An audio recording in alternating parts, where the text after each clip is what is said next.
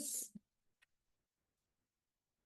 Hey, everybody. Welcome to week 2 of our class. I'm excited for our first guest, for our first mini podcast. This is actually one of my work besties, Professor Orlando Alvarez. You're going to hear us call each other Robin and Orlando today. Professor Alvarez is the director of the Master's in Counseling Psychology here at the Mount. And part of why I asked him to be my first guest is that he and I actually have a long journey kind of in parallel with our own mindfulness practices. And we've actually co-taught a class called Art and Mindfulness. So glad to have you with us today, Orlando. Thank you for being our first guest. I thought I'd start us off right from the beginning. Let's define mindfulness, because I think it sounds like this very kind of abstract, hippie, woo-woo, hard to get at thing. But I think if we anchor it into a simple definition, it's a good place to begin. Yeah, no, I agree. It's definitely a good starting point, especially when we start talking about mindfulness, because many people might have different ideas of what they mean. But if we're going to try to talk about it in terms of a class, it's nice to kind of draw from a similar or common understanding, especially as, your students engage with the topic. And just hi, everyone. It's nice to be here. And I'm excited to just be on this journey with Robin and with you all. So Robin, Yeah. you have a definition of mindfulness that you'd like to share? The one I like to work from, and it's from a writer, Jon Kabat-Zinn, one of the big kind of researchers in the field in terms of how it's been applied to mental health. And he offers us the idea of paying attention to the present moment on purpose, non-judgmentally. It's just those 4 points. You can almost take the on purpose out of it, but paying attention to the present moment without judging it. And I think that's really simple, but really profound. What do you think about that definition? No, I think that that's, obviously we've taught this many times. So Robin and I already know how we feel about this definition because it's the one that we usually use. But it's the one that I think encompasses most of the aspects of mindfulness without getting too caught up in the minutia or the language. And it kind of goes into this idea, right? Because if you look at the definition, paying attention in the present on purpose, non-judgmentally, it doesn't say anything in there that it has to be meditation, right? It doesn't say anything in there that it has to be this or it has to be that. It actually is very broad because as you'll learn, and we'll start talking, I think, Robin, right, about myths and myth busting, and this might be the perfect segue. But the definition gives enough space for all of us to be able to kind of play around with it.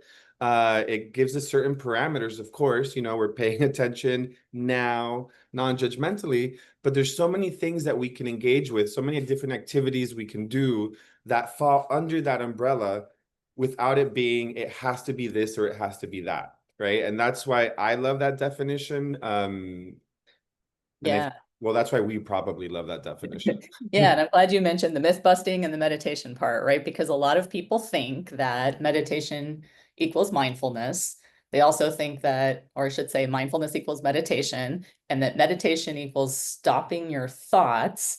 And a lot of folks will say, well, I've tried to meditate before and I couldn't stop my thoughts. In fact, they were going crazy, therefore I suck at mindfulness. Yeah. And mindfulness can be one way into meditation. And in fact, I know you do, excuse me, I should say meditation can be one way into mindfulness. And I know you do meditation most days. Like you actually have a pretty regular meditation practice, right?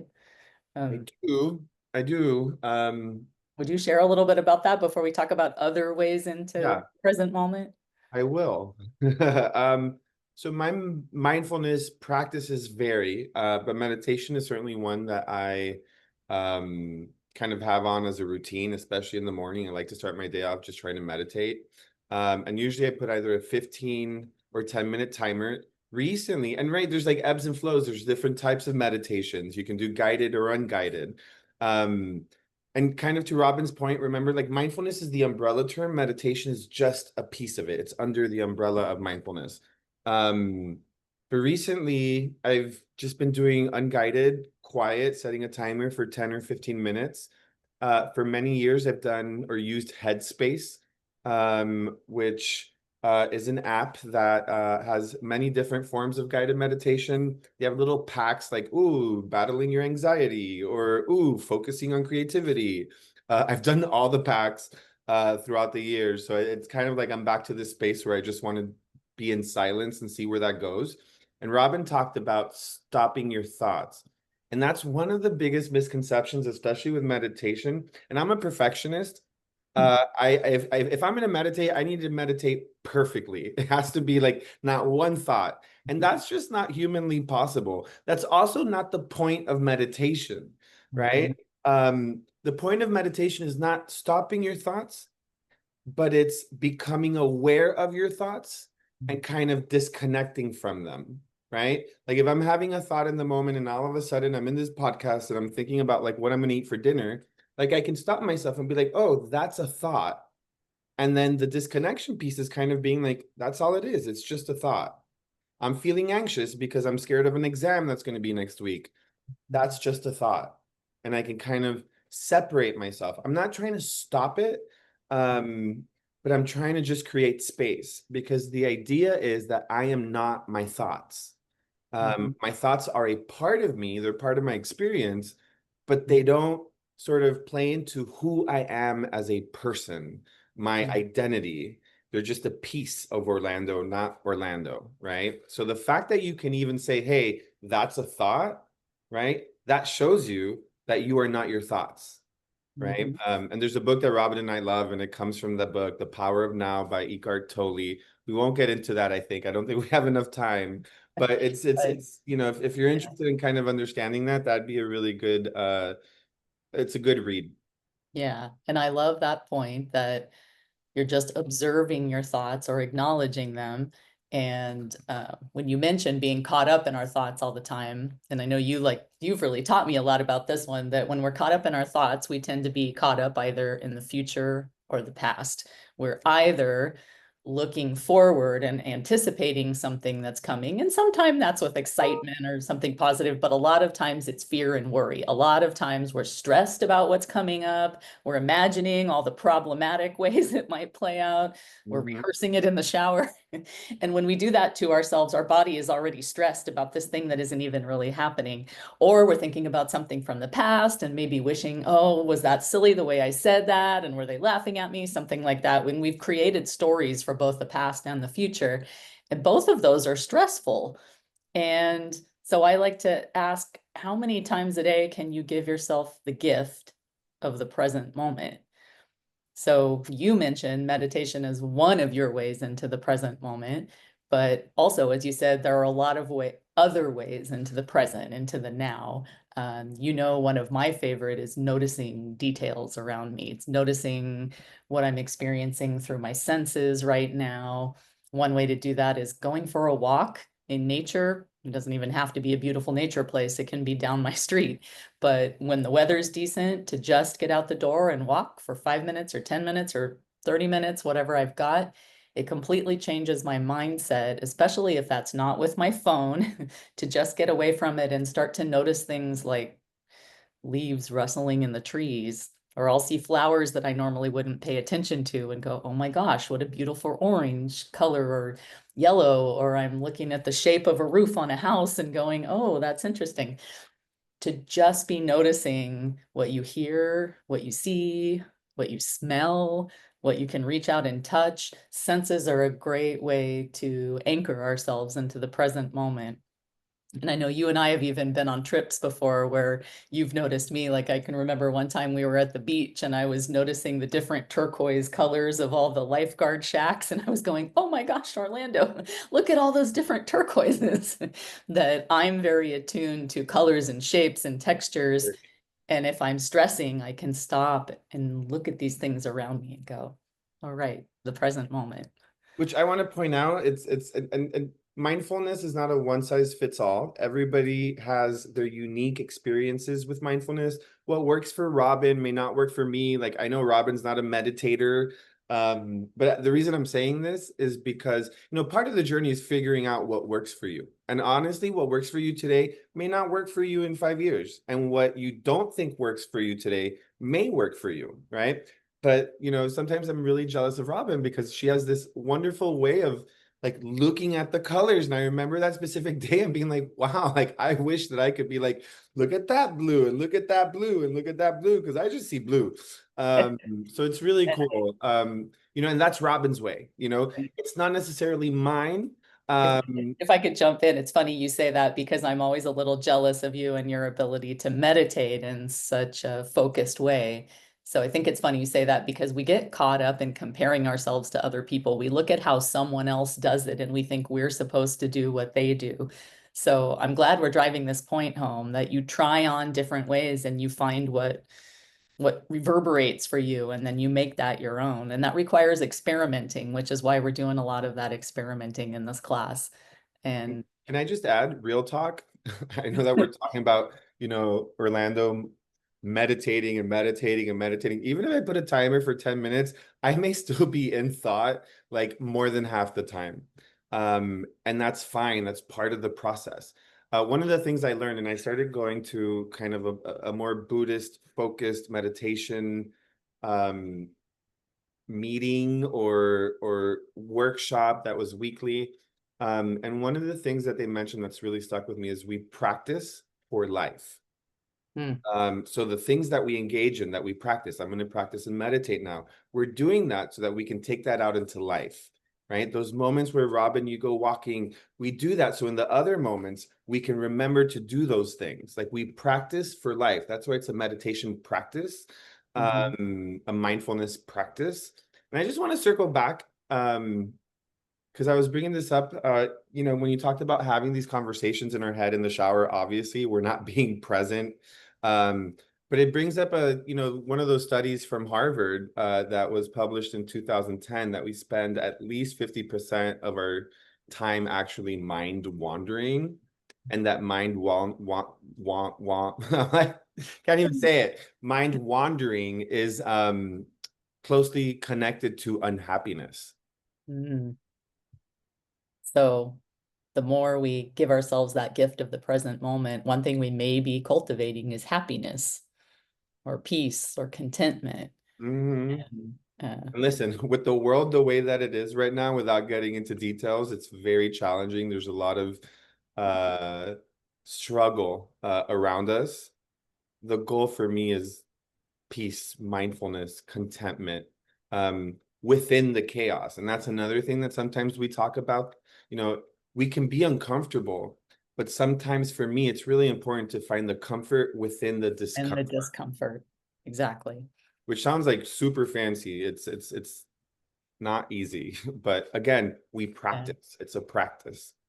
Yeah, and I'm glad you named that part too. There's a lot going on in the world right now, and we can feel guilty for taking care of ourselves. We can feel guilty for that moment we stop to rest. But we need to be at our best in order to continue to engage with the world in whatever way that looks like for us, and whatever we're doing for others, and whatever way we're engaged in social change and supporting the folks around us. We have to be at our healthiest to do that, and we deserve to be at our healthiest. So I'm glad you said that. Yeah. And And then to add to that, it really brings out the point that we talk a lot about, Robin, the difference between reacting and responding. The more that I'm practicing to be able to have space, right? And I like to say this a lot or share it in a lot of my classes. Like for me, mindfulness, right, creates space between me and the thought.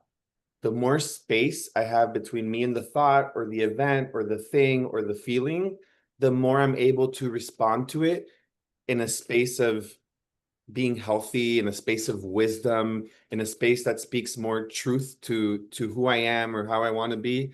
The less space I have, the more reactive I am. And I'm Cuban, so I can get a little reactive.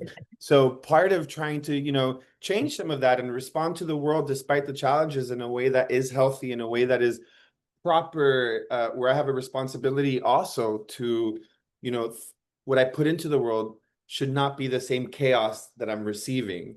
And for me, the best way to do that is to respond. And how do I respond? By being more present.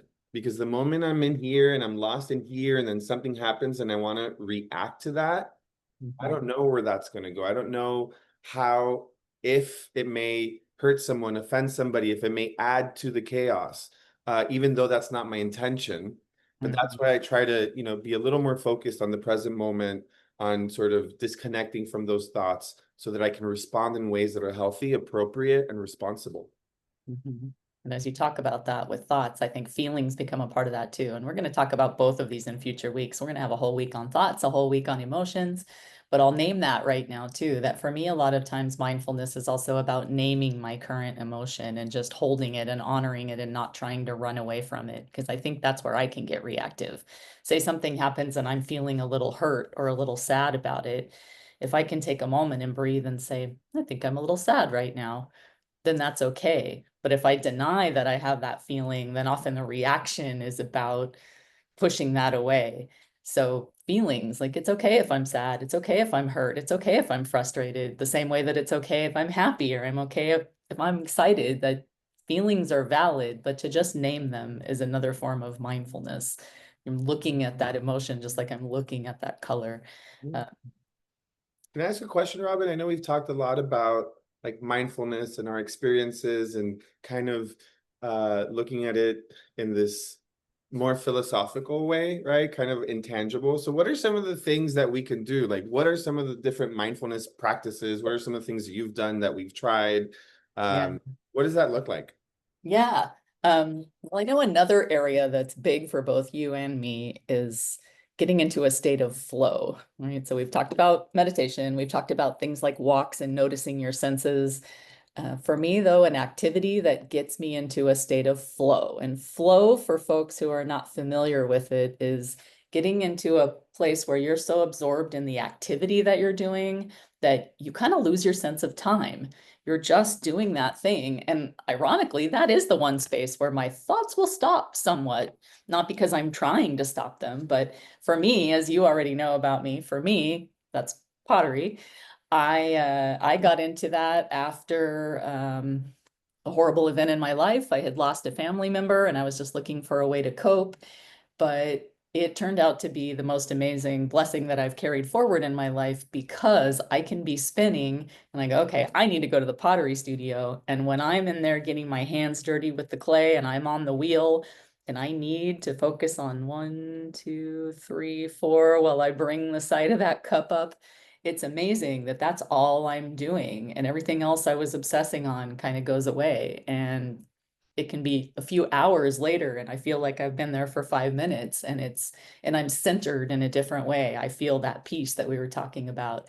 So everybody's got, I think, a different version of what gets you into a state of flow. And some of us might not have an activity yet, but it goes back to what you said about that it's not a one size fits all. It's a what brings you into a state where your thoughts drift away a bit and you're just enjoying the thing that you're doing. Like I know you did pottery with me for quite a while and we both thoroughly enjoyed it. But I know for you right now, a big thing is tennis. Oof. Tennis. And it's funny because I was just talking about this to my class last night because I have a lot of these same conversations with my graduate students because believe it or not, mindfulness is not just for certain people, not just for undergrads, it's for everyone, and everyone can benefit from engaging in these behaviors or activities. And the interesting thing is that there's not that many people that actually do. Um, but the truth is that you're engaging in mindfulness so much without even being aware of it, without even being mindful that you're doing it. For me, it's tennis. When I'm playing tennis, I usually play about 90 minutes every Saturday. It's the one place in the entire world, the one thing that I could do where for those 90 minutes, I think of nothing except the thing that I am doing. And that for me is such a gift because if you had an idea of what was actually going on in here, you'd be like, Yeah, wow, I can't believe you can even do that for 90 minutes. It's same. funny because I was having this conversation with my class last night and it really dawned on me like, and I say this to you all now that are watching, like I really, really, really hope and pray that you all find that thing that gives you that sense of presence and that makes you not think of anything else in the world because you're so engaged, you're so connected to the thing that you're doing. Like it's my ultimate hope that you find that. Because for me, and I can speak for Robin, I'm sure she just talked about it, it's it's our happy place. It's the place where we find joy, where we're not thinking, where we're not worrying. We're just doing this thing that we like, that we love, that has a challenge to it, right? Because flow, Robin, right? It has to have challenge. Just a little bit. It's funny. It should be just a slight challenge. So you're pushing yourself just a little beyond what you did before, but not some giant leap. And if I think about pottery, I'm always trying to go or grow. I'm always trying to make that pot just a little more perfect or just a slightly better handle, or you're probably always trying to do just a little better on your serve. But it's not something that's overwhelming to us and we feel like we failed. And I'm curious to think about other activities that might be inducing that flow state for different people. I know for a lot of people, different kinds of crafts, right? Pottery's mine, but for some people it's drawing or painting or coloring, Coloring. even just coloring the way we colored when we were kids, to bust out a coloring book with your crayons. I love it. I know we've done this enough.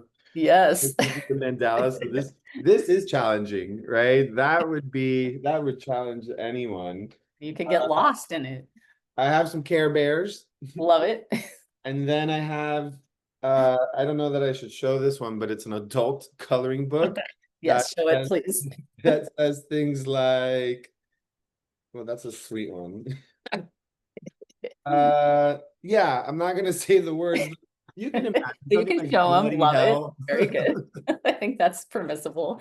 And it's funny you mentioned that. I've got my crayons right here, my giant 96 crayon Crayola box in front of me. I've also got my watercolor paints. I have zero skill in watercolor, by the way. I've become a pretty good potter. I have no skill whatsoever in watercolor, but it's a great way to bring myself into the present moment because I just go like, I think I want to do green, and I just drop it and watch it go across the page and like, I think I want some blue in there. Now I want some purple. And I can get lost in that the way I would have as a kid. When we say the kid thing, I think that's part of it for me is giving myself permission to be creative and play the way I would have as a kid. Yeah, I connect to that very deeply. But it's funny you talk about watercolors because we also have a colleague, Dr. Dunlap, who teaches in the master's program, who, just for the first time in her life decided to start taking a few simple classes, and now she's watercoloring and she loves it. And it's difficult for her. She's not where she thinks she wants to be. But that's part of the journey, right? So we get to see all her watercolor It's great. We log on to Zoom and she shows us her latest one, and she's very proud of it. Um, and I think for some folks, it's everyday tasks like maybe cooking. For me, cooking is stressful, but some people enjoy it. There's a very creative aspect as they think about different seasonings and processes, and they get lost in it during the time that they're doing that, or baking, whatever that might be. I know we've had students who do things like knitting and cross stitching. It's anything. And again, sports, right? For you is tennis, but it might be different sports or running. We also have a colleague who loves to run these, 5K marathons, that it's any activity where you lose your sense of time and your thoughts have a tendency to drift away for a bit. So if you have that, I think for me, that's one of the activities I'd like to encourage this week is for folks who have something in your life that helps you get to that state of flow, practice it a little more this week. Make the intentional time for it. If you don't feel like you have a flow activity right now, experiment with some things that might bring you into that state. And I really want to go back to what you said, Orlando, earlier. It's never one size fits all. So we're going to name some things that you sit down and do and go, this is not my thing. But play around a little bit with what might be an activity that allows you to just drift into that state. If we were going to throw some other activities based on our conversation today, what else would you say, Orlando? Um, it's interesting because as you were speaking, I'm like, I wonder what ChatGPT would say. Great. And listen, I think ChatGPT is a wonderful resource. We also have to be mindful of how to use it and when we're using it, right? And to make sure that we're using it correctly, especially in academic spaces. But to find a list of like mindfulness activities, I was like, I wonder what would come up. And I just put a really simple prompt. Give me a list of mindfulness activities. They talk about meditation, journaling, walking meditation. I know that's one that you love, Robin, walking meditation. She In talked fact, I'm going to throw the walking out there as a suggestion. And it's not that the students need to hit everything we've named, but that I want to give a list of possibilities. So kind of like a choose your own adventure. So I'm going to throw the walking out there. When the weather's okay, step outside and just start to take in what you see and hear and smell, what you can reach out and touch, and just notice yourself potentially feeling a little more grounded when you walk, particularly without your phone. especially without your phone. Like that's not the point. Put your phone on airplane mode or put a timer for like 5 minutes or 10 minutes. Or even be brave enough not to take it with you. Well, when I walk my dogs, and I shared this with you, that when I walk my dogs, I actually don't take my phone so that I can be present, connected with them, and see them sniffing everything and like see my street and things that I haven't noticed. And I know, Robin, when we first started kind of expanding our mindfulness practices, and I remember walking with you around your neighborhood, one of the things that you used to do would be like, what are 5 things that I can notice that I've never noticed before on my walk? Um, how was that for you? Yeah, Still do that? that's one I still use when my thoughts are racing. Like sometimes when I go for a walk, I'm already in a great space and I'm just going, oh, it's nice to be walking. But other times there's something on my mind that's really spinning for me and it's not leaving me alone. And that's when I pull in the, okay, Robin, what's something around you right now that you've never noticed? And I go, huh, I never noticed that driveway goes over there. Okay, right? They're neutral things. They don't have to be something amazing or fancy, but huh, I never noticed a stained glass window on that house. And it's just that little, huh, that's bringing me into the present moment. And it's funny because as you were saying that, like I was like, oh, like it fits the definition of mindfulness that we talked about at the beginning, paying attention on purpose, uh, in the present, non-judgmentally, right? And let's emphasize like the word non-judgmentally, because a lot of times we may be engaging in meditation and it's like, oh, I'm doing this wrong. There's no wrong way to meditate. If you have to think, part of the process is learning that's a thought, no matter how many thoughts you have, right? Again, we practice for life. Um, and part of that is building a muscle. Like if you've ever wanted to work out and like, oh, I'll have biceps, like you go to the gym once, you're not going to have the bicep, right? It takes practice. Like you have to build to it. So also I say that so that you're not discouraged. If you go on that first walk and you're like, I don't know what these two fools are talking about, try it again, try it again, try it again, and then try something different. Try that again, try that again. Give it the space to potentially do the thing that it's Yeah, supposed to do, without trying to judge it and be like, that's yeah, bad. That's right. good. That's okay. That's not okay. Today's meditation was horrible. And I still do that. I still find myself doing that. But the point again is to not necessarily stop our human experience altogether, including thoughts and feelings, but it's to find that space between ourselves and those thoughts and feelings Mhm. so that we can be present. I'm glad you're taking us back to meditation too, because we started out saying that's not the only way to do mindfulness, but it is one way. And I'm glad you mentioned things like the apps earlier. I'm glad you mentioned Headspace, which those are available through YouTube. There's actually a whole Headspace series on Netflix. I use the Calm app. There are so many apps and YouTube videos available that are great tools where someone is walking you through maybe 10 minutes of a meditation. So I do think it'd be a great option as well for folks who want to play with more meditation this week, guided or unguided. Amen. I think those might be our options for the week. So you'll see that all in our module, everybody, but maybe that's a good place for us to wrap up today, Orlando. Sounds good. Thank Appreciate you. you joining us. Thank you for having me and congratulations on your first podcast. Ooh, I'm sure everybody that's listening is also clapping and congratulating you as well. Thank you for having me. This was excellent. I really appreciate it. yeah. To the students, enjoy your activities this week. We'll also have some supporting readings posted, and I'll be looking forward to the board discussions in terms of how it went for you and the connections that you made. So everybody have a lovely mindful week. Bye.